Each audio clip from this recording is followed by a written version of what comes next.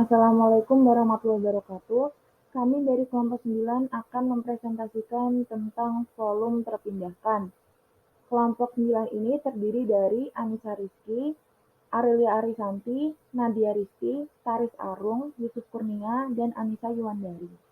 Di sini yang pertama yaitu terdapat tujuan, skop, dan prinsip, di mana tujuan tersebut dirancang untuk memberikan jaminan bahwa cairan oral akan ketika dipindahkan dari wadah aslinya memberikan volume bentuk sediaan yang dinyatakan.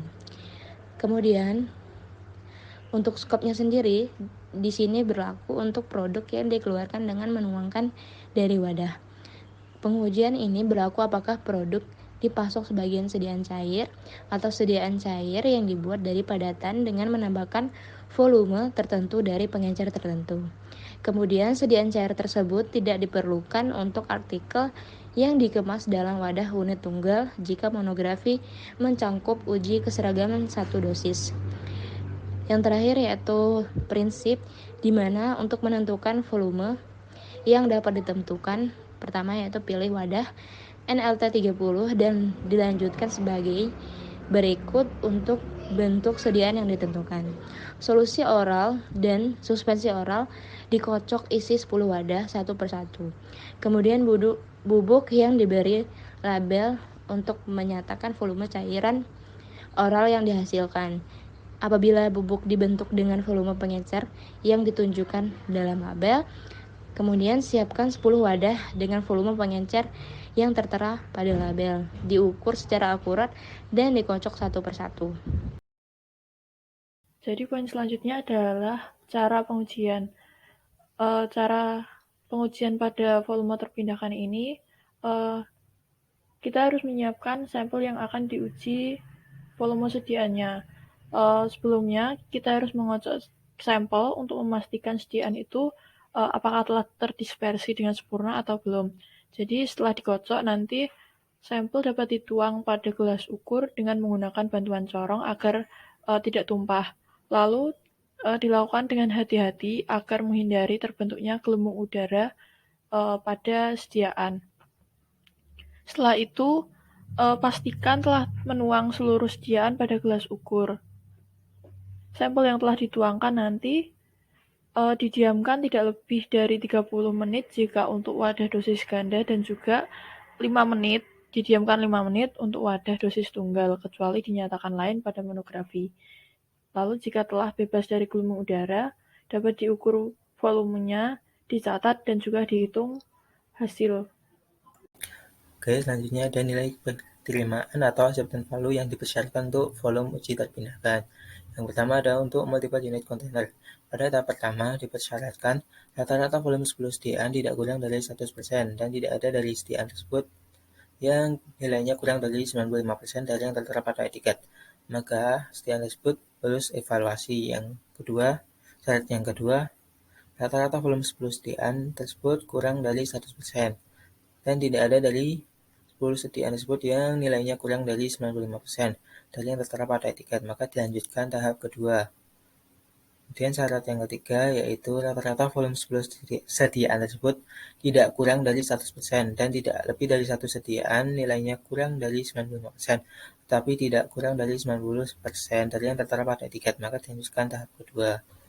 Selanjutnya pada tahap kedua dipersyaratkan rata-rata volume 30 sediaan tersebut tidak kurang dari 100% dan tidak lebih dari satu sediaan nilainya kurang dari 95%, tetapi tidak kurang dari 90% dari yang tertera pada etiket, maka sediaan tersebut dinyatakan lulus evaluasi.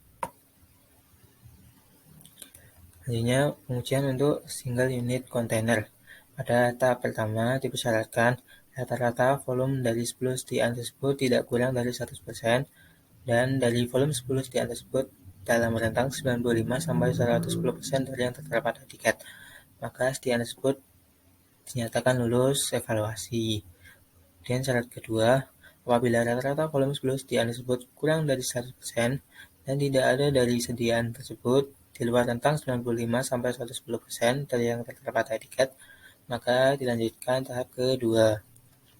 Syarat yang ketiga, apabila rata-rata volume 10 sediaan tersebut tidak kurang dari 100% dan tidak lebih dari satu sediaan itu di luar rentang 95-110% dari yang tertera pada etiket, tetapi tetap dalam rentang 90-115% dari yang tertera pada etiket, maka dilanjutkan tahap kedua.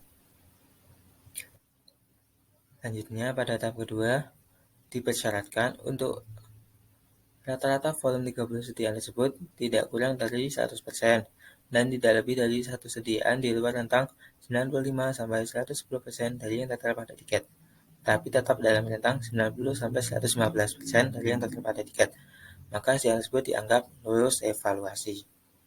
Berikutnya adalah contoh di kompendia, yaitu ada suspensi oral domperidon, dikloksasilinatrium untuk suspensi oral, dan didanosin untuk kalkulan oral. Ketiganya memenuhi syarat untuk volume terpindahkan sesuai dengan prosedur dan syarat pengujian yang sama seperti yang telah dijelaskan sebelumnya dan kriteria penerimaan yang telah dijelaskan sebelumnya. Dan contoh lain itu ada amoksisilin untuk suspensi oral, ampicillin untuk suspensi oral, dan contoh yang lain. Di FI itu ada banyak contoh, yang saya ambil itu beberapa tersebut. Jadi untuk menetapkan volume terpindahkan, pilih tidak kurang dari 30 wadah, dan langkah awalnya diambil 10 wadah tersebut untuk diuji. Bila mana perlu diuji ulang, maka ditambahkan 20 sediaan. Gitu. Dan juga untuk penuangan, itu penuangan ke gelas ukurnya itu dilakukan secara berhati-hati agar menghindarkan pembentukan gelembung udara pada waktu penuangan. Dan untuk dosis ganda itu didiamkan selama 30 menit, sementara untuk dosis tunggal didiamkan selama 5 menit. Baik, selanjutnya adalah simulasi hasil. Dua hasil yang nampak pada video ini merupakan hasil penelitian uji volume terpindahkan dari dua penelitian yang berbeda. Pada contoh yang pertama, sediaannya berupa sirup ekstrak etanol dalam berpadutan dengan volume 60 ml. Pengujian ini dilakukan melalui cara yang sama seperti cara yang sudah dijelaskan sebelumnya. Hasilnya yaitu ketiga formula ini memenuhi persyaratan yang ditetapkan, yaitu volume yang terpindahkan bernilai lebih dari 95%. Pada penelitian yang kedua, sediaan yang diuji berupa sirup ekstrak dalam kaca piring dengan volume sediaan sebanyak 150 ml. Sama seperti penelitian yang dilakukan Suhedi dan kawan-kawan, tahapan pengujian yang dilakukan oleh Khadijah dan Rezaldi pun sama. Hasilnya yaitu 5 formula tersebut memenuhi persyaratan, yaitu volume terpindahkannya lebih dari 95%. Baik, selanjutnya adalah kesimpulan.